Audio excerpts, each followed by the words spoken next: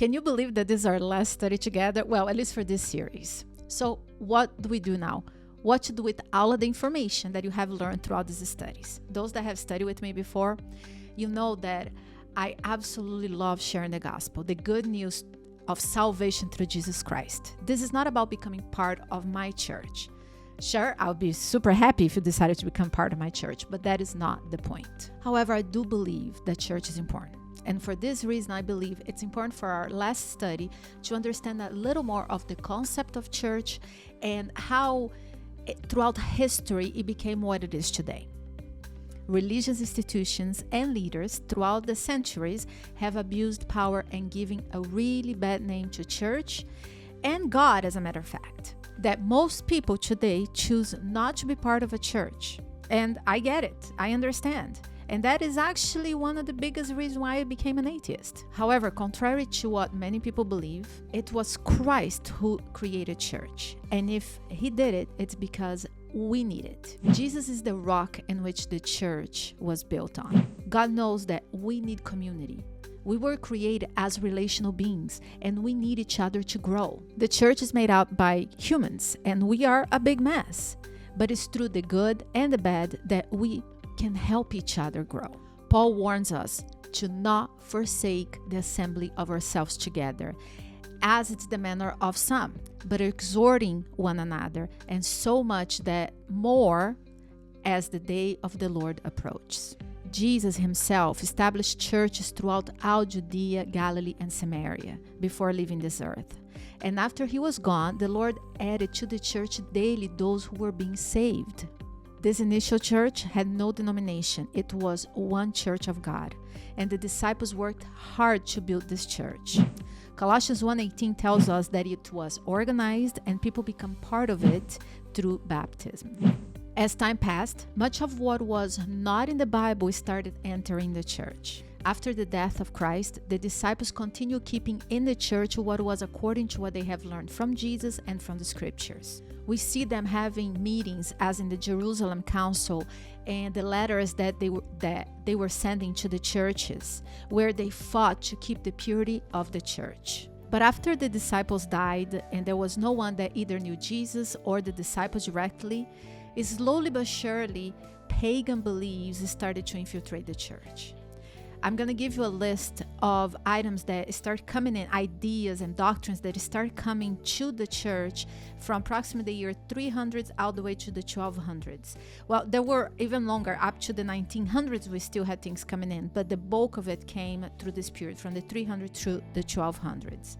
The first one was, by the way, the first ones that I am aware that there is registered in history books and so on, okay? In the 300s was infant baptism, also around the same time, prayers to the dead and lighting candles to the dead as well. This was a misconception because at the time, the Christians, because they were being persecuted, they were meeting in caves, and that was the same place also that they would bury the dead. So because of confusion, the people outside Christianity thought that the Christians also worshiped the dead, but they did not originally.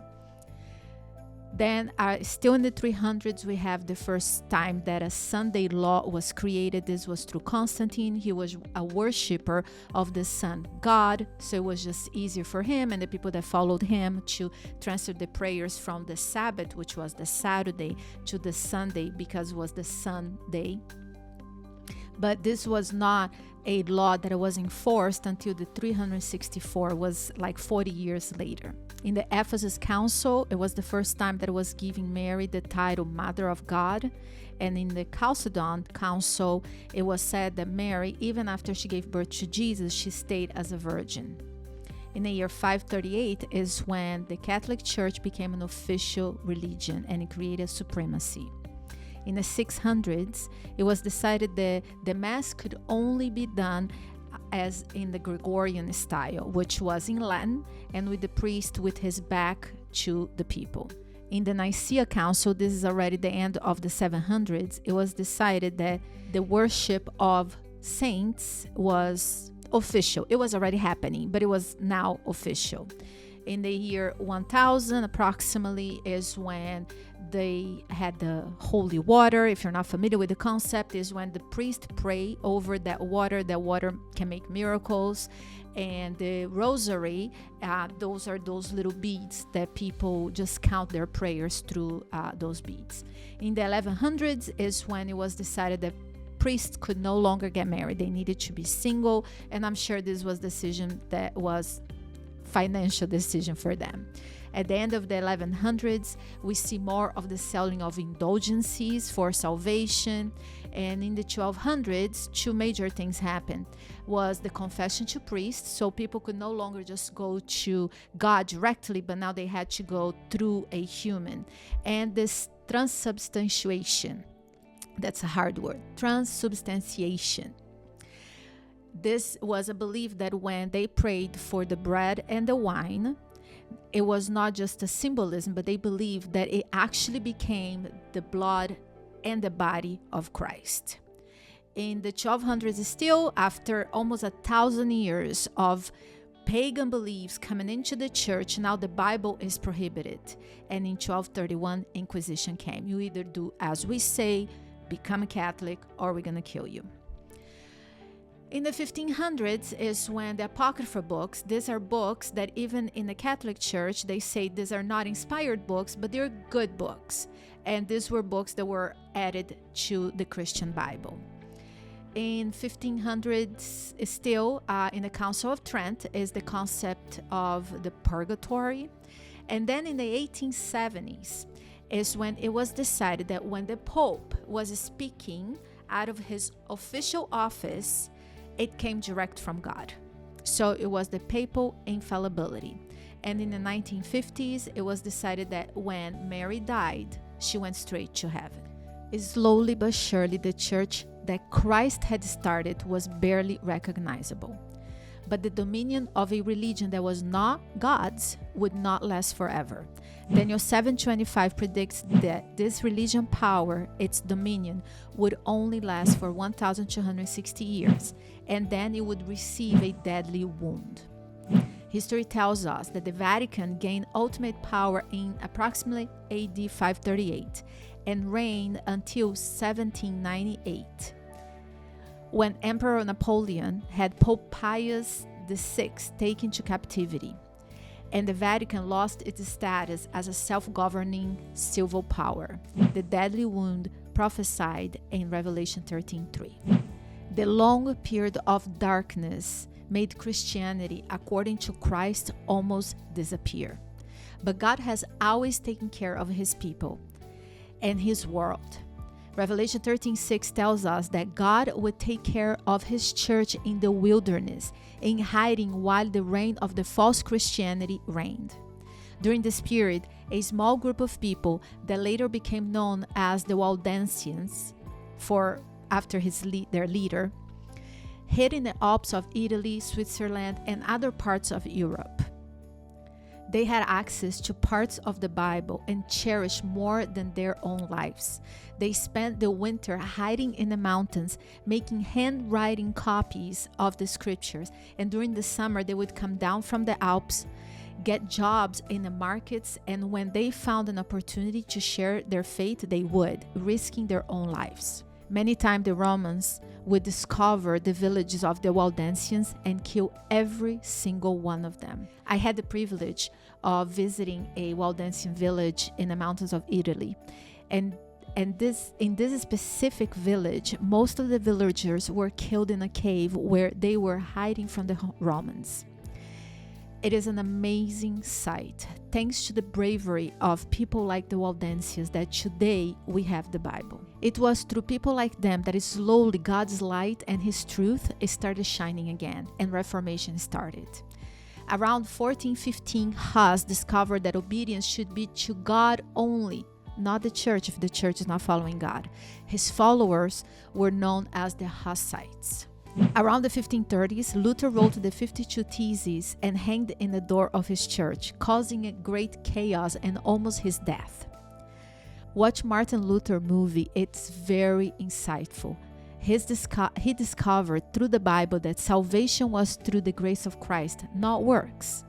He did not want to leave his church or destroy it. He wanted to reform it, but it was impossible. Soon his followers started the Lutheran Church. He restored a part of God's truth, but he didn't go far enough. Around 1541, Calvin learned about growth in Christ and was the founder of the Presbyterian Church.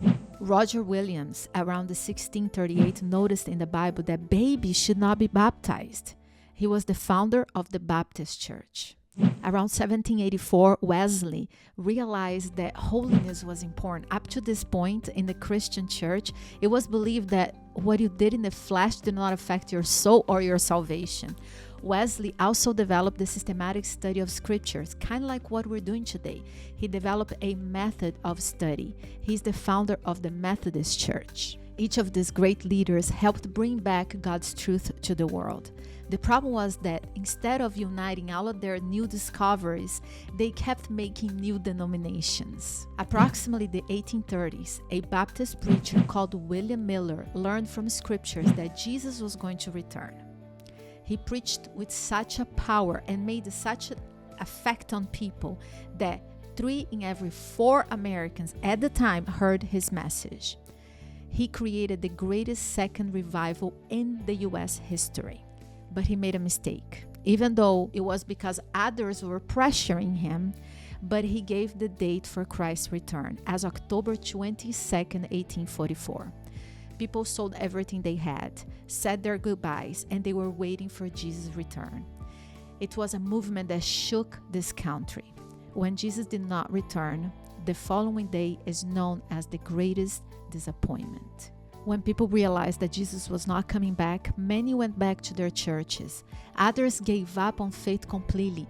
Others started to spiritualize the event as if Jesus came back in spirit to them. And a very small group of people decided to go back to scriptures. They realized that they must have misunderstood something because the scriptures would never be wrong. As they went back to study, they realized Miller's mistake. There was a great event that took place on that date, but it was not the return of Christ, but the beginning of the judgment. Watch the video on lesson 15 and you will understand exactly what happened in that date. After this great discovery, they decided to see what else could they be wrong, and they decided to check several of the Christian doctrines that they believed. Were that really true? Were they really biblical? Remember, this was a small group of people from many different denominations: Methodists, Presbyterians, Baptists, Christian Connection, and others. They were not trying to start a new religion. They only wanted to know what was really biblical and what had been influenced by the 1,000+ years of papal power.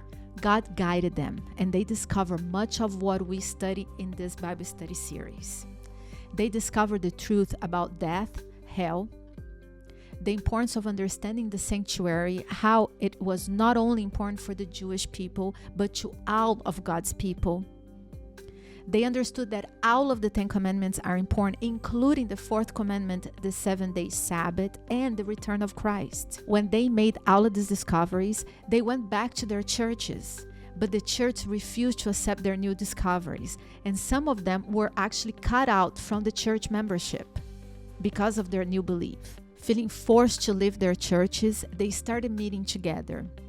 A few years later, they felt again forced, but now to organize their church, which was never their intention. Actually, they were against church organization, but had no other choice. In the 1860s, they decided to give a name to this denomination. Due to the importance of Christ's return and the discovery of the importance of the 7th day, they named themselves as Seventh-day Adventist Church. Who are the Seventh-day Adventist Church? They are Protestant Christians who believe in everything that the other Protestant church believed: obedience in God as the Hussites, salvation by grace as the Lutherans, growth as the Presbyterians, adult baptism as the Baptists, holiness and methods of studying scriptures as the Methodists, adding to their new beliefs and discovery, which was the return of Christ, the state of the dead and hell, the sanctuary, and the Sabbath. They just combined everything that was right from the other denominations into one place. When you're looking for a church, remember, there is one body, and one Spirit, just as you were called in one hope of your calling, one Lord, one faith, one baptism, one God and Father of all, who is above all and through all and in you all. Churches may be many, but God is one, and His truth gotta be one. Do not follow what I'm saying. Learn the correct doctrines. Find a church that follows that. If your church follows a doctrine that is not in scriptures, leave. In John 10:16, Jesus says that He has other sheep I have which are not of this fold. Them also I must bring, and they will hear my voice, and there will be one flock and one shepherd. May the love and wisdom of God be with you as you make your decision. Be faithful and reach out if you need any help.